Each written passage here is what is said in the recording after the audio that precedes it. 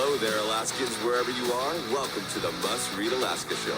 Coming to you from somewhere in Alaska. This is the place where we talk about, you guessed it, Alaska. Where we keep the mainstream media on their toes and where we are standing up for what's right in a world run by leftists. You can find out more by heading over to mustreadalaska.com and also checking out the Must Read Alaska YouTube channel for some really great content. But first, let's get this party started. Well, welcome everybody to the Must Read Alaska Show. I'm your host, John Quick, coming to you live from somewhere in Alaska. If you lived anywhere near Anchorage, Kenai, maybe even down to Valdez, you may have seen some snow, which is very awesome. I am one of the owners of a local hardware store here, so probably everybody rushed to the hardware store to buy some snow shovels. And the joke was, people were saying is the first snow of the year, but if I remember correctly, it snowed in January. So it's first snow of the season, which is very exciting for folks. And if you listen, watch, or read to the Must Read Alaska show, or find us on our website or social media, we want to thank you for just paying attention to news in Alaska. And if you like the show, we do this show for free for everybody. Suzanne and I love doing the show. All that we ask is you leave us a review if you like the show. If you just go to your phone, type in Must Read Alaska in the podcast area, you could pretty much do a review without even typing out any words. You just click on those 5 stars. And if you're into the apps, if you have a bunch of apps on your phone, you can go to the Android store or the iTunes store on your phone, type in Must Read Alaska, and our app pops up right there for free. We put a lot of time, money, and resources into that app. And we want to, it was our present to you, I think, 2 Christmases ago. So we hope that you use it. And we're very excited about our guest today. We have Kelly Tshibaka, who is running for U.S. Senate. Welcome to the Must Read Alaska show, Kelly. Happy to be with you. Thanks for having me. Well, I'm super excited to hear our readers, listeners, and watchers really, really like you. You've been on a number of times. Every time that I have you on, I get a lot of comments or messages from folks just saying how happy they are that Must Read Alaska had you on again.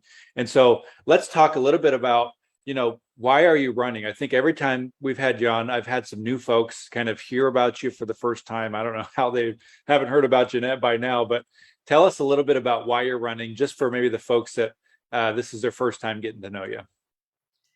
Well, bottom line up front, I want to fight for the people who fought for me and my family. So my parents moved up to Alaska from California looking for a new start and an American dream, but life went sideways on them. They ended up being homeless, living in East Anchorage in a tent. But mom, with a high school degree, was able to get a job up at the slope at the start of Prudhoe Bay. And those jobs will just change everything for an Alaska family. They got into a mobile home and a starter home out in Wasilla, and that's when they had me. And life just turned out great for them. I was the first in our family to get to pursue a college degree. I started at UAA. I got to work for Senator Ted Stevens. He encouraged me to go to law school. That's where I met my wonderful husband, Nikki, who's the son of an African immigrant. And now we've got 5 amazing kids. And I ended up pursuing a career where I hold government insiders accountable and expose waste, fraud, and abuse. I make government work for the people, because that's what we believe: of the people, by the people, for the people. I've helped return billions of dollars to taxpayers. I love doing that. I've enjoyed doing that now for 2 decades. And then I watched our senior senator make some votes that really were not for us, but were against us. They've shut down our energy industry and killed our jobs and hiked up inflation. And I just realized, I owe everything to our state and to all these people who loved us and gave us opportunities. And I don't like the fact that we're paying the price for her votes in DC that make her popular with the DC machine. And I want to fight for the people who fought for me and my family. And that's what got me to get into this race. I never thought I'd be a politician, never wanted to run for US Senate, but I am not content sitting on the sidelines watching the Biden administration and his friend Lisa Murkowski turn us into a national park. Someone's got to do something, and I decided I would be that someone. So here we are. That's awesome. Well, I'm so glad you're running.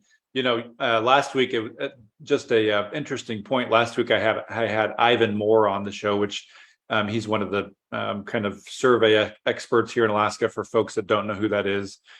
And even Ivan Moore said that Senator Lisa Murkowski is getting farther and farther left every year, and it's going to be hard for her to reach out to the true conservatives here in Alaska to get their vote. So folks that are interested in having a conservative and represent you as their senator, really take a look at Kelly. She is awesome, and she's all running for all the right reasons. So Kelly, let's talk a little bit about, some of your past career. You hunted down fraud, hunted down government wasteful spending, and my guess is some of those people didn't really like that you were doing that. And so you don't have a lot, but you have a couple really kind of blazoned attack ads right now, which I know aren't true. And so I want to have you have the opportunity to speak to your folks, your supporters here from Must Read Alaska that follow, watch, and read you, and they're kind of waiting to hear what are all these attack ads mean? Are they true? Are they not true? Give us the rundown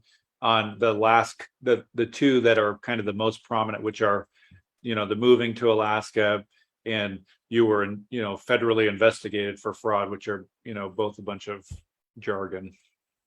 Well, when you go after government insiders, they go after you. So I've taken a lot of heat in DC and in my career for a long time for doing what's right. And that's what these ads are talking about. I think one of the things that distinguishes me from my opponent is I'm not all that concerned about being popular with DC insiders. I think we need a senator who's willing to take some heat in DC to do what's right for the people of Alaska. But in this one attack ad, what they're talking about is some of the people I was holding accountable decided to make some false allegations against me. But in the end, I was ultimately exonerated. In fact, I have the proof for both of these allegations that they're not true. And I'll read it to you. Here's the exoneration memo from the Director of National Intelligence, the guy who reports to, the right-hand guy who ran the organization, reports to the DNI every day. Results of investigation of the National Reconnaissance Office, Office of Inspector General, report of investigation of false claims of time and attendance abuse. As a result of my review of the reference document and all your input, I consider the matter related to allegations of time and attendance abuse to be closed. This letter will be retained on file at the Office of Employee Resources Officer with the mentioned documentation. Signed by the Chief Management Officer on August 24th, 2011. I can make this available to you, John, so that you guys at Must Read Alaska can have it and distribute it to everybody. Similarly, the state of Alaska independently confirmed everything that I've told you guys about that move. On our relocation up here, the state of Alaska at the time had a rule that you had to use the cheapest vendor possible. I said, this is likely going to result in fraud. Moving fraud is the most common fraud in the country, even more than identity theft. Doesn't matter, that's the law. Well, multiple times we had the movers take the money but not move the stuff. And so I investigate fraud as my career. I documented it every time, and I referred all of those incidents to the Attorney General so they could recover the cost. 2 years ago, the state of Alaska told all the journalists in Alaska that that's what happened. Now, I imagine if we flipped this story and there was a smear campaign being run by the insiders in Washington, D.C., it's all dark money funded smear campaign, by the way, millions and millions of dollars pouring into our state from dark money outside the state that doesn't care a lick about Alaska. I imagine if this was all flipped and it was against Murkowski, the media would be having a heyday, saying, hey, wait, we have evidence that this is all false, because they've had this evidence for a long time. So the state of Alaska independently reported to the media that all these policies are set forth in the policy manual and the procurement code, that the relocation followed those policies, including obtaining the requisite quotes and authorizations incurred for those expenses. During this relocation, there were extenuating circumstances that contributed to the cost being higher than originally estimated. Due to what we believe to be unlawful conduct by the movers, the state was required to incur additional costs during the relocation. The matter was referred to the Attorney General's office for review, says the state of Alaska 2 years ago. So I can make this available to you as well. Independent corroboration that all of these attack ads are complete lies, just trying to smear my name and tear me down. In fact, I would submit to you that my opponent's entire campaign is built on lies. She can't point to anything besides a lie. In fact, she was independently fact-checked by a policy institute on all those claims regarding my birth control position, and those were called out as a lie as well. So that's all they have, is they're trying to tear me down with lies, because they know what we know. We saw in polls, multiple polls a couple weeks ago, that this race was tied 50-50. But then yesterday, Fox News reported that an independent pollster was showing the race is now 53, and I assume the other side would be 47, because that's what equals 100. So we're definitely gaining ground. And as soon as those polls came out, that's when the smear campaign started from these DC insiders who are aligned with Lisa Murkowski. In fact, her money has gone into that smear campaign as well. Well, I appreciate you sharing that with us. And we actually have, if folks go to the mustreadalaska.com, we have Suzanne just published a story this morning that has that document in it. And Suzanne published a story maybe a year ago, maybe a little longer, about the moving fiasco, and really, just like Kelly has explained, it was a fraudulent thing that the state found that the movers did, unfortunately. And not everything goes as planned. And I think that it's unfortunate that the other team has, pretty much, they know they're probably scared you're going to win if all they have on you is a bunch of lies. So I know that it's got to not be fun for your family, but I think it's important for folks to hear the actual truthful side. So I appreciate you sharing that with us. And for folks thanks listening, for the opportunity. Yeah, and for folks listening, share this stuff with your friends, because the other side is pretty much bought up every ad slot that they can with these, ads on YouTube and regular TV and Facebook ads, and they're just pounding it home. And their strategy is, jam it down your throat, and so you start to believe it. And so share the actual truth with your friends, family, and neighbors, because I think it's very important. So Kelly, let's talk a little bit about the infrastructure bill. This is one of the main platforms that Senator Murkowski's kind of running on. What are your thoughts on the infrastructure bill? Is it going to do anything for Alaska like she promises? Well, speaking of lies, we know that Senator Sullivan is actually starting to champion efforts to try and save any of the infrastructure money that we were supposed to get. So we hear from my opponent's campaign that she has made billions of dollars available to Alaska, but it's just not true. What's actually happening is Senator Sullivan has said that the Biden administration has piled regulations so high on top of this infrastructure money that we'll be lucky if we see even $1. In fact, he's introduced legislative reform efforts in Congress to try and remove some of these regulations so that we can get access to the infrastructure money. And Lisa Murkowski actually co-sponsored that, admitting that her infrastructure bill was a fail. There's an independent organization that analyzed the infrastructure bill. 75% of it or more was climate change money. 25% of it was set aside for anything we would call infrastructure. Of that money, Alaska gets 0.6% of it available.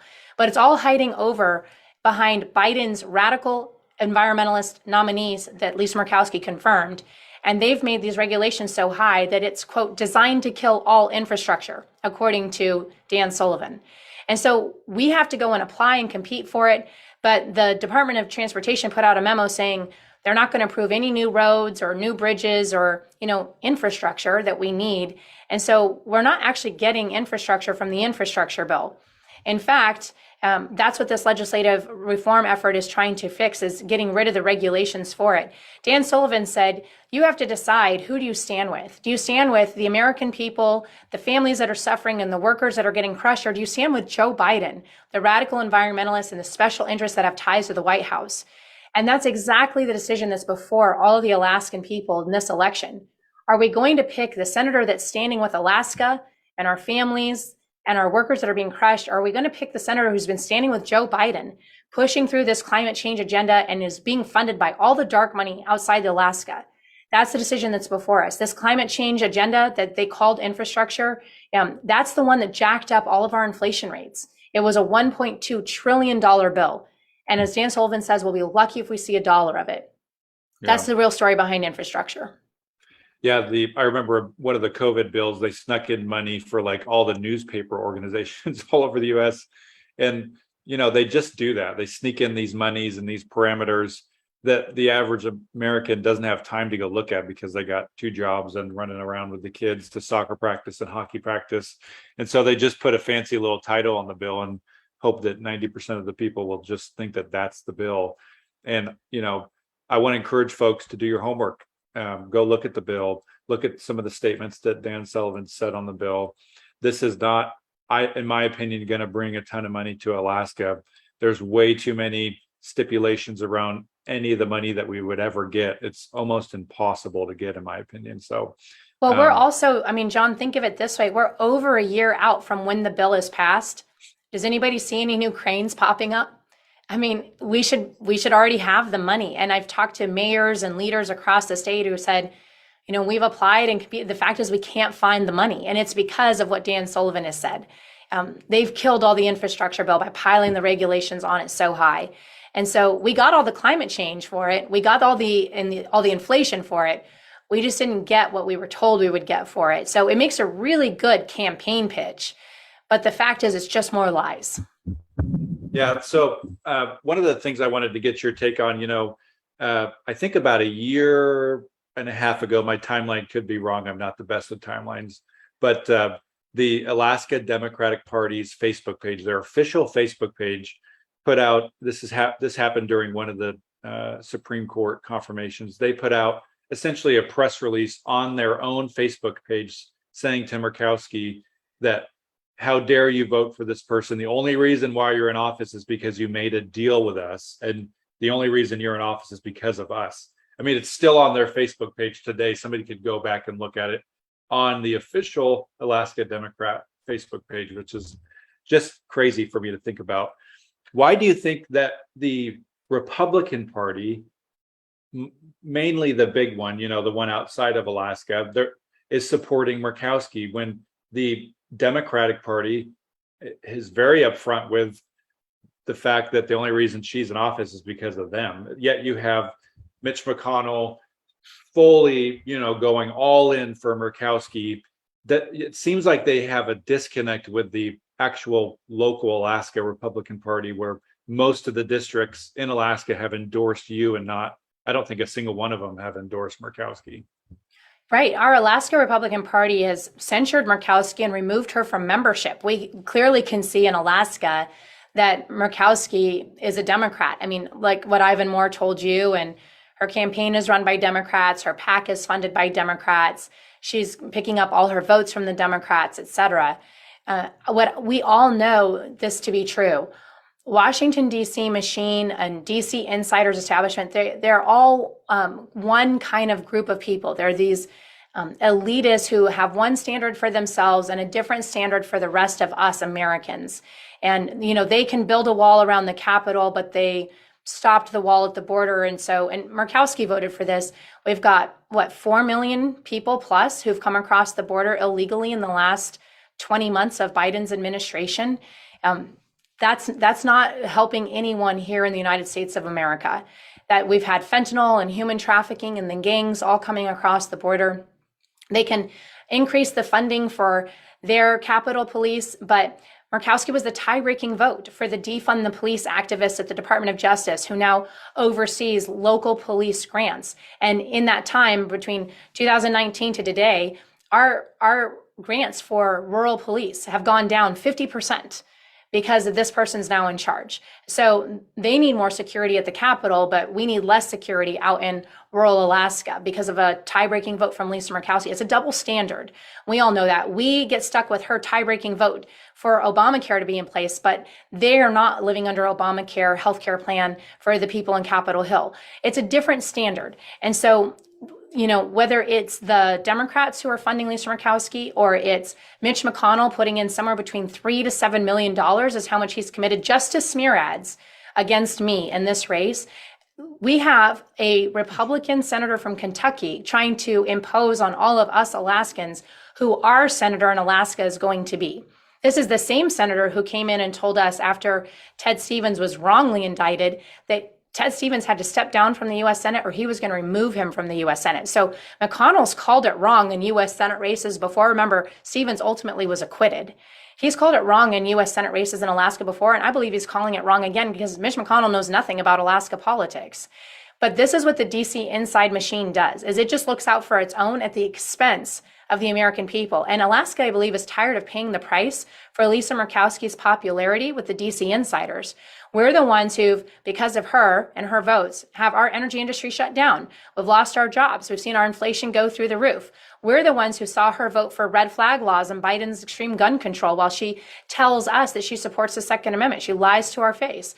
We're the ones who are paying the price for that popularity while she funds nearly her entire campaign with dark money from the lower 48. She's got 7 to 10 million in her own campaign, the 3 to 7 million from Mitch McConnell, and then the quote Alaskans for Lisa, which is headquartered in Portland, Oregon. Almost all dark money from outside the state has got several million on its own. I think we're up to 20 million total, and less than 1 million of all that money combined is from Alaskans.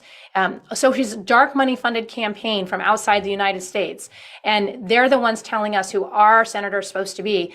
Most of my campaign, we're over $4 million now. Still, most of it is largely funded by grassroots Alaskans, and I couldn't be prouder. We are an Alaskan machine, and it's time for Alaskans to have an Alaskan voice in the Senate that won't be bullied and won't be bought by Washington, D.C. And I think that's exactly why Mitch McConnell is terrified of me being there. So what's your plan? Let's say you win, you're in your first year. What does your first year in office look like? What do you hope to accomplish? Well, I think there's a couple things that we absolutely need to focus on. One advantage that I have over every other senator who's there, all 100 of them, I understand the executive branch bureaucracy from the inside out. I will be the only one who's worked my way up from entry level to senior management in the bureaucracy, always as a watchdog. I understand uniquely how to get the executive agencies to work for us and not against us. And I always did it from these inspector general offices and these oversight offices, which means on day one, these offices, John, they report to U.S. Congress, but we rarely got letters or inquiries from representatives or senators. But on day one, Alaska will have a senator who will have thousands of federal law enforcement agents and lawyers and auditors and inspectors at our disposal. I'll be able to enter day one, and I don't have to work through the U.S. Senate. I can work directly with these embedded executive offices to hold these insiders accountable and do audits and investigations on day one. I cannot wait to start using that method and those internal organizations in order to hold these agencies accountable to the people of Alaska. Number two, we've got to start a communications office. Senator Stevens, when I worked for him on appropriations, I asked him, hey, how do you get all this money for Alaska? And he told me, I take them fishing. And he then said he would set aside part of his Senate budget and take these senators, a couple of them every year up to the Kenai. They would snag a salmon, he'd put them in a Cessna and fly them at least 8 hours out to a rural community where they'd have to use a honey bucket and sleep on a floor. So they'd understand that our rural isn't their rural. And then he said, if they got back to DC and they didn't approve his appropriation request, I'd take them fishing again. And then he told me, look, when you get your budget, make sure to use it strategically. A strategic use of our Senate budget right now is to develop a really high-tech communication shop, because I see Alexandria Ocasio-Cortez get Nancy Pelosi to bend a knee because she uses her selfie stick. We don't need a selfie stick. We need to create serious reality TV from our Senate shop that tells Alaska's story. We power America with our energy. We build America with our timber. We create America with our minerals. We feed America with our fish, and we can protect America with our national security. And we definitely inspire America with our tourism, but they don't know our story. And we can turn millions of Americans into our ambassadors and into our lobbyists if we tell our story from the Senate shop. So we need to set up a comm shop.